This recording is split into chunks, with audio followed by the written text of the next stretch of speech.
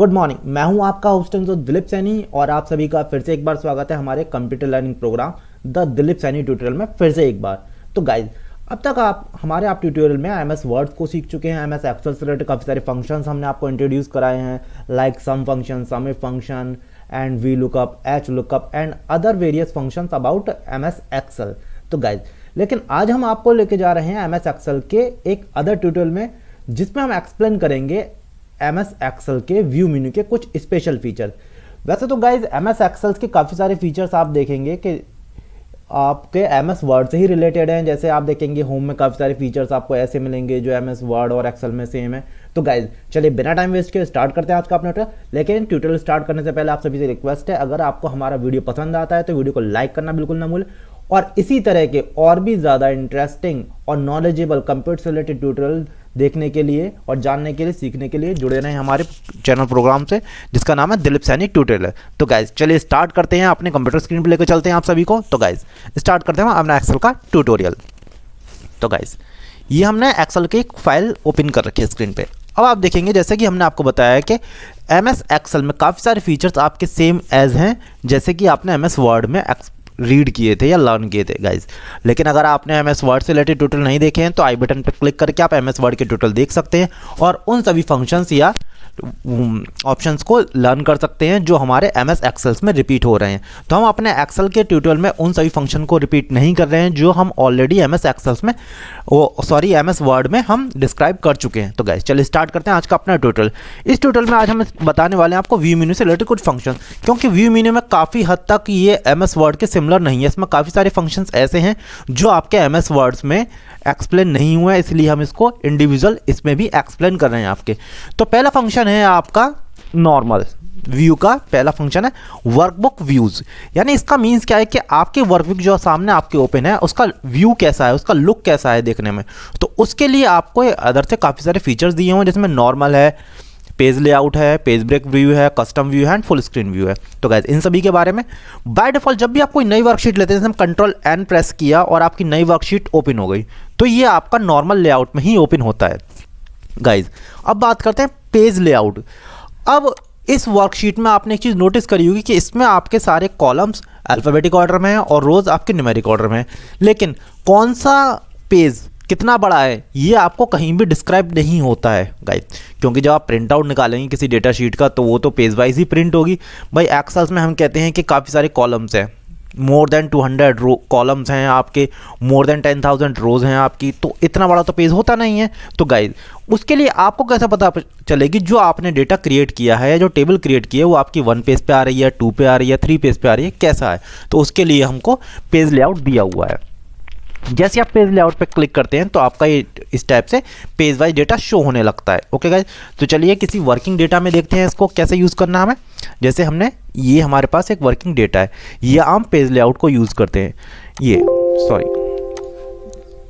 Page layout, आपने page layout को use करा तो आपने यहाँ देखा कि ABCDEFG यानी G कॉलम तक आपका टेबल पेज 1 पे आ रहा है, उसके बाद H कॉलम से आपका पेज 2 पे चला जाएगा डेटा। तो गाइज तो ये था हमारा पेज लेआउट। इसमें आपका पूरा जो वर्कशीट है आपकी पेज वाइज ही हो रही है, जैसे कि आप एमएस वर्ड में वर्क करते हैं। ओके, लेकिन एमएस वर्ड में क्या दिक्कत है कि आपका एक बार में एक ही पेज शो होता है। यहाँ आपकी पूरी वर्कशीट पेज में डिवाइड होकर आपको शो होती है कि आप किस पेज पर वर्क कर रहे हैं और आपका कितना डेटा नेक्स्ट पेज पे जाएगा। तो गाइज अब बात करते हैं पेज ब्रेक प्रीव्यू की। पेज ब्रेक प्रीव्यू क्या होता है कि इसमें आप जितने भी कॉलम ऑक्यूपाई कर लेते हैं और जितनी रो आप ऑक्यूपाई कर लेते हैं केवल उन्हीं को स्क्रीन पर शो कराया जाता है विद पेज नंबर। अब से पेज नंबर 1 है, इसके बाद ये पेज नंबर 2 है, ये पेज नंबर 3 है।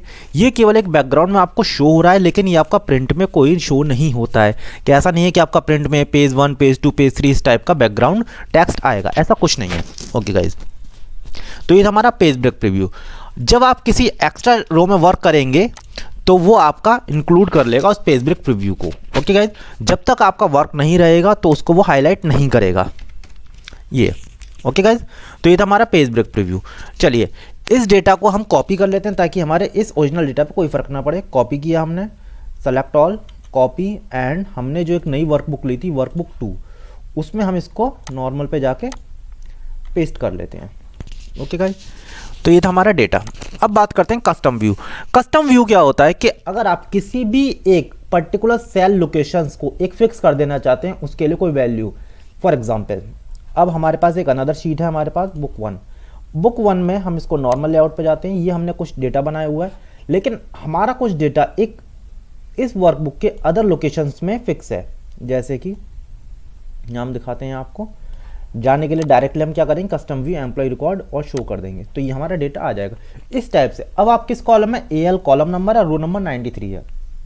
इसी टाइप से आप चाहें तो किसी भी अदर सेल्स लोकेशन को, फॉर एग्जांपल अगर हम इस टेबल को कट कर देते हैं और यहाँ पेस्ट कर देते हैं, अब इसको हमें अदर लोकेशन नेम दे देते हैं, तो यानी उस लोकेशन का हमें नेम डिस्क्राइब कर देते हैं। इसको डिलीट कर देते हैं और दोबारा से करते हैं, क्लिक किया और इसको EMP डिटेल्स, ओके, तो हमने ऐड कर दिया। अब जब हम वर्कशीट ओपन करेंगे वो तो आपके फर्स्ट पेज से ओपन होगी, होम यानी A1 सेल से। अब हमें डायरेक्ट उस पोजीशन पे जाना है जहां हमने वो एम्प्लॉय डिटेल्स की टेबल बनाई है। तो गाइस अब वहां तक कैसे पहुंचेंगे, अगर आप ड्रैग करके सर्च करते हैं तो काफ़ी टाइम लगेगा, इसीलिए हम इसको कस्टम व्यू डिफाइन कर दिया और डायरेक्ट उसको जाकर शो कराना है जस्ट आपको, तो आपका सिलेक्शन डायरेक्ट वहीं पहुंच जाएगा जहां वो टेबल क्रिएट हुई है। ओके गाइस, तो ये था हमारा custom view, normal layout, page book preview.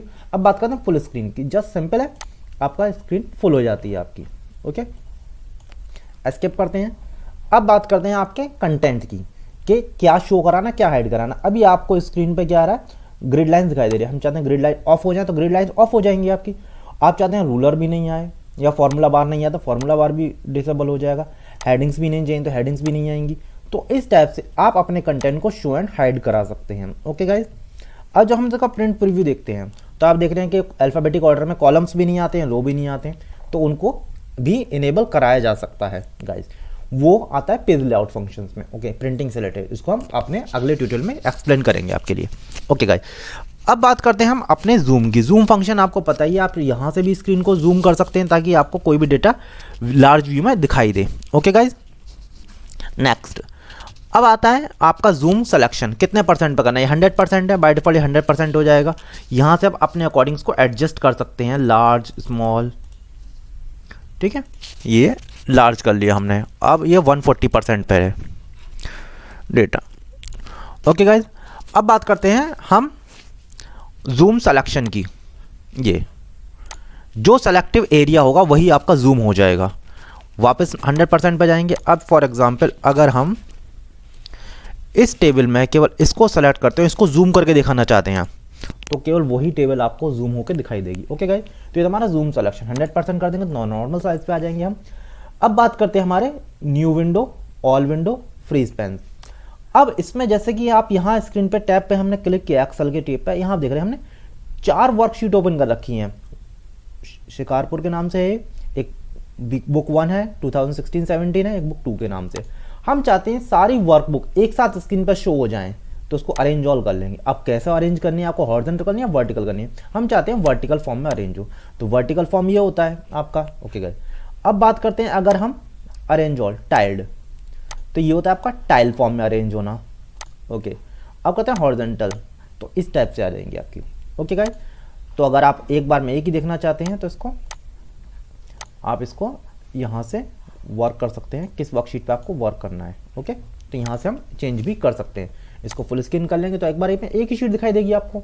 Okay, अब बात करते हैं फ्रीज पेन्स की। अब फ्रीज पेन्स को समझने के लिए हम एक लार्ज डेटा टेबल लेते हैं। फॉर एग्जाम्पल ये हमारी लार्ज डेटा टेबल। अब यहाँ हमारा काफ़ी सारा डेटा आपको स्क्रीन पर दिखाई, थोड़ा जूम कर लेते हैं ताकि आपको क्लियरली दिखाई दे।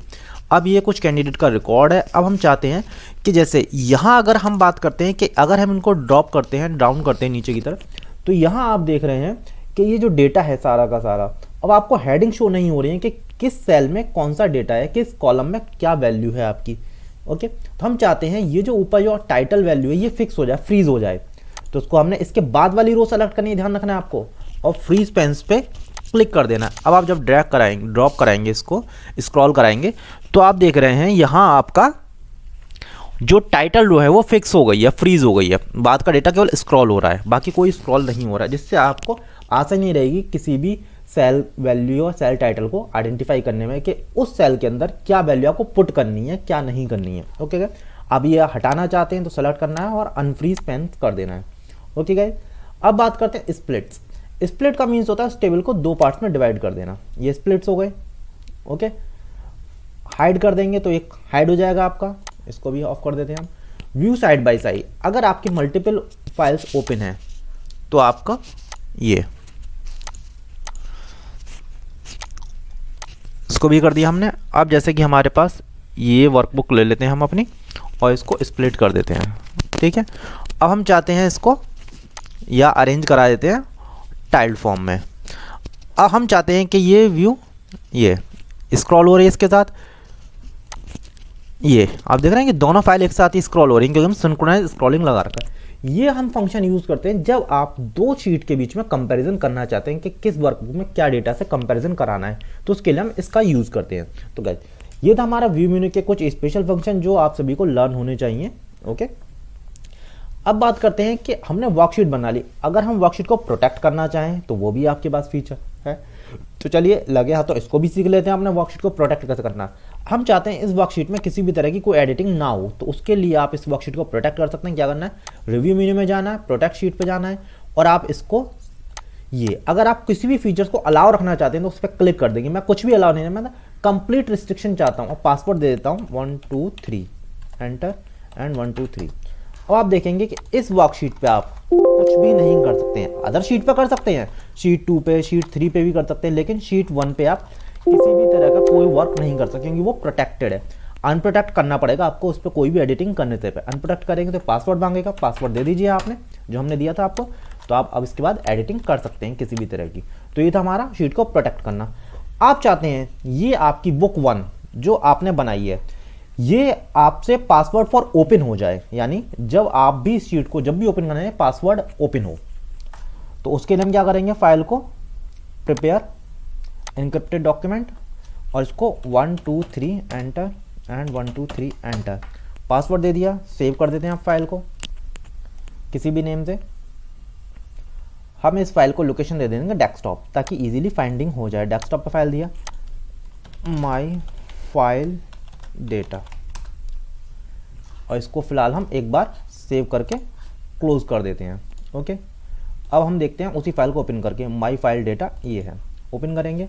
जब उस पर डबल क्लिक करेंगे तो पासवर्ड मांगेगा आपसे 1 2 3 एंटर, तभी ये शीट ओपन होगी, अदरवाइज ये शीट ओपन नहीं होगी। तो बाहर देख लेते हैं कैसे किया हमने। स्टार्ट बटन पे जाना है, यहाँ पे आपको ये माइक्रोसॉफ्ट आइकन पे, प्रिपेयर पे जाना है और इनक्रिप्टेड डॉक्यूमेंट पे जाना है आपको। ओके, तो यहाँ से हम लगा अगर पासवर्ड हटाना इनक्रिप्टेड डॉक्यूमेंट पे आके इस पासवर्ड को आप डिलीट कर देंगे और ओके कर देंगे और एक बार सेव कर देंगे। अब इसको क्लोज करते हैं, फाइल को दोबारा रीओपन करके देखते हैं। हमने रीओपन करी अपनी फाइल को। अब आप देखेंगे कि आपकी फाइल डायरेक्टली ओपन होगी विदाउट एनी पासवर्ड। ओके, तो ये था हमारा व्यू मेन्यू के कुछ फंक्शन। और पासवर्ड प्रोटेक्शन कैसे लगाते हैं अपने डॉक्यूमेंट पे, ये आपने सीखा आज के इस ट्यूटोरियल में। तो गाइस आज के इस ट्यूटोरियल में इतना ही।